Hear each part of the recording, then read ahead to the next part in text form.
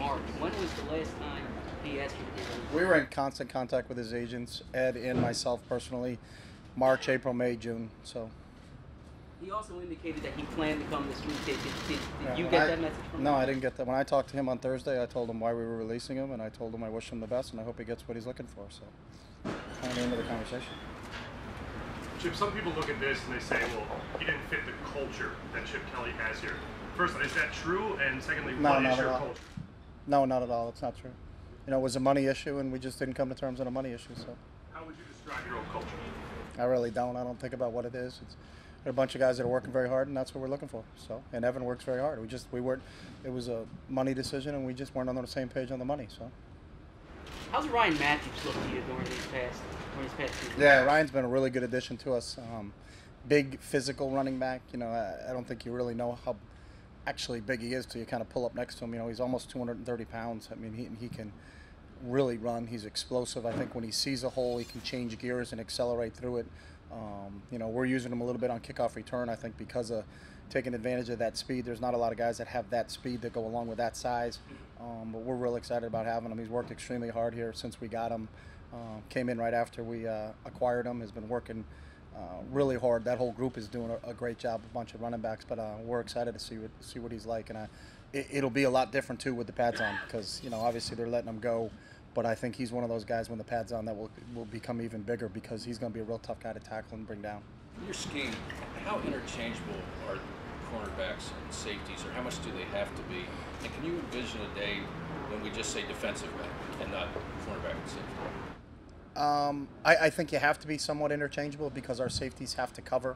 You know, we're not a one guy free safety, one guy in the box safety. You know, it's not what we do. We're not a single gap defense. When you're a single gap defense, you got to have a guy that's from the secondary that's devoted to fitting into the front, whether it's at the linebacker position or at a down safety position. You know, we're more of a right and left safety operation, and coverage skills are a premium. You know, to go along with tackling, to go along with the other things. I don't think there's a lot of carryover, but you know, obviously, I think your better cover guys are on the outside.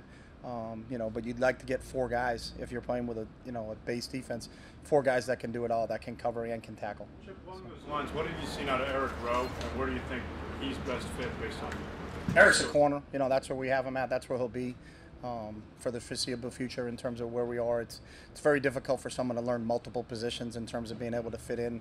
But he's done an outstanding job at corner. He's tall, he's long, he gets his hands on guys, he can disrupt routes, but he's also got outstanding feet, change direction, seems to be around the ball a lot. It's has caused a lot of turnovers in the 10 OTAs and the one minicamp practice we had yesterday. You know, always kind of punching the ball out, seems to be around the ball. I think he's really picking up on it really well. Walt's doing a real good job. You know, I think Walt has experience in there because a lot of his time in the National Football League has been as a nickel. So if you're a nickel, you're an inside player, and that's really what you're another safety. You're kind of playing down safety, but you're playing a lot of match coverage on open number two receivers, and Walt's fit in. He's real smart, picked things up very quickly, and I think he's really done a really nice job there at the other safety spot. When you look at the defensive line, I mean, you didn't really add anybody other than Pride in the draft and everything. Where do you see guys like Fletcher, Cedric, Benny Logan and stuff? I mean, how do you stay with these guys? Yeah, we're excited about that position. I think it was probably one of our strongest, if not our strongest position last year. As you go through the entire season, we think we provided a little bit more depth for it, but all those guys in another year in the system, Fletch and Vinny and Sed and those guys have been here for a couple of years, but then you throw Bo Allen and Taylor Hart into the mix with those guys, and we think we'll have a good rotation and excited about where we are from a defensive line standpoint.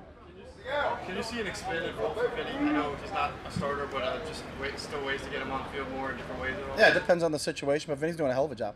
He's playing a little bit of outside, a little bit of inside. I think he's expanded his role in terms of where we can deploy him, but I see that happening, yeah. When you say outside, you mean outside on the line, though, right? Not outside linebacker? Not on the bench. I mean, outside on the field, yeah. No. I mean, you didn't mean he's outside played a little linebacker. outside linebacker, yeah. Coach, when you Taylor Hart, Yeah, Taylor's done a really good job. No, almost last year was almost like a redshirt year for him. If you look at what happened to him, came in at 281 pounds, and when we first drafted him, he's probably up to a little bit over 300 right now. Has really kind of changed his body around in the weight room, and really one of those guys that, with Bo Allen and kind of looking at him moving into his second year, that we're really counting on to help us with Fletch, with Vinny, with Benny Logan. With Cedric, we feel like we got a lot of guys there that we can keep fresh and kind of rotate through, in which we're trying to do on the defensive line. With When Fletcher you Cox get rid of specifically, guys like Evan and Todd this offseason, you also have to have confidence in the guys that can step in for those guys and be a productive offensive line. What have you seen from these guys so far, even last year, that gives you that confidence? Well, we've seen Allen play. I've seen Allen play in games, and I think have been very, very productive in games. So we're very confident in him. And I've also seen Matt and Gardner play in games and been productive in them. Kevin Graff's another guy that's really has come along here in the offseason. Dennis Kelly has played productive football for us. So we're real confident in all those guys that we have an opportunity to go out there and coach every day. with Fletcher Cox specifically, I know the sack numbers weren't huge last year, but what did you see from him from a pass rush perspective? Just a disruptive force, can really push the pocket from the inside, and I think sometimes the sack numbers aren't the whole indication in terms of what you can do, but I think if you can make the pocket collapse the way Fletcher makes the pocket collapse, and you ask Connor, and Connor will be the first one to tell you, some of his sacks were beneficial because Fletch moved the pocket so much inside that the quarterback had to flush out to where Connor was, so I think sack totals sometimes are a little misleading in terms of it's not an individual thing. Sometimes it's a group thing, and I think in terms of what he can do on the inside, there's not many guys in the league that have that type of explosion and pass rush moves that can really disrupt things on the inside. Alex Hargrave only has 8 career starts, and wonder if you have any thoughts as to why that is, given the amount of ability. No, I don't spend any time thinking about it. When we watch him out in the field training, we're very excited about him. When he got an opportunity to play against Green Bay, when he's played against Jacksonville, when he's gone in games for us, he's been a really good football player. So. Junior, Zach Ertz has talked about wanting to be the best tight end in the league. What's it going to take for him to get in the level with the Gronkowskis, the Jimmy Grahams? That's up to you guys to figure out. But I don't really care where he's rated. I know he's doing a great job for us. He's got an unbelievable work ethic. Really had no off season in terms of what he did this past. From when our season ended against the Giants to when we started the off-season program, in terms of what he did to work on his craft and make himself better, not only as a receiver but as a blocker. Sought out. A lot of guys do things and try to go get with a coach to prepare them for the combine, but then they forget about that. Zach's not that type. He was traveling all over the country trying to make himself a better blocker, a better receiver, doing all the little teeny things that's going to make him, kind of take that next step, and that's what we're excited to see where he goes with that. There was a report that the San Francisco 49ers, to kind of account for the norms of the millennial generation, keep meetings shorter, allow players time to check their iPhones and things like that.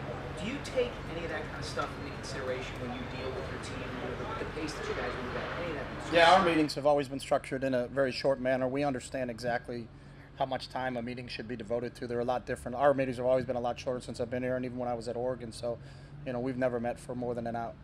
We've never had an hour and a half meeting, which I think was the norm in this league, but we've been doing that for a long time. So.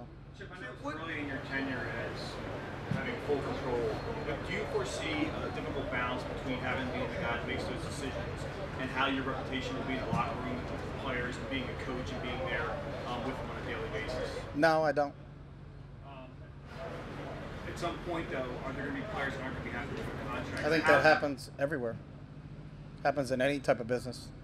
You may not be happy with your contract with the Inquirer. That's just, you got to go talk to your boss about it, and that's part of the job. When you're the boss, you have to make those decisions, and that's what it's all about. So. But there aren't many coaches that also have that type of control. I think someone spoke before about how it's tough to be the money guy and also be the coach and be able to kind of have the respect for the players without them knowing that you're the one deciding whether to give them money or not. Yeah, I don't see a problem with that. So. Guys, last question. How do you assess where Tebow is now and where he must be? It's a good point. I think he has progressed. I think the one thing that's difficult, especially on a first-year quarterback, you kind of saw it a little bit with Mark last year, is, we throw our guys in the deep end and they get everything, and then they got to go. And then they may drop back ready to throw, but they have a rookie receiver that ran the wrong route. They're expecting a guy to be here, and when he's at the top of his drop, the guy is actually on the other side of the field because he didn't know what he was doing. So you got to deal with a little bit more variables when you're working not with a bunch of guys that have actually been there. So it takes a little bit of time to get them on the same page. But I have seen an improvement from Tim since the day we got him.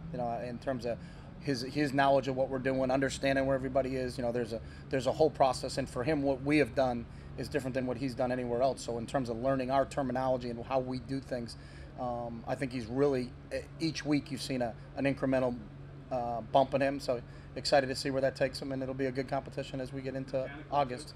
Yeah, I think mechanically he's improved, but I think he did a lot of that, you know, a lot on his own. We usually, when we're out here, the first phase of phase 2, we do a little bit of mechanic work, but then once we really get into it, you know, we're talking about coverages, spacing, where the ball's supposed to go, and all those other things. We're not spending a whole lot of time, especially with a quarterback, talking about where your arm slot is or any of those things. So, okay, thanks, guys.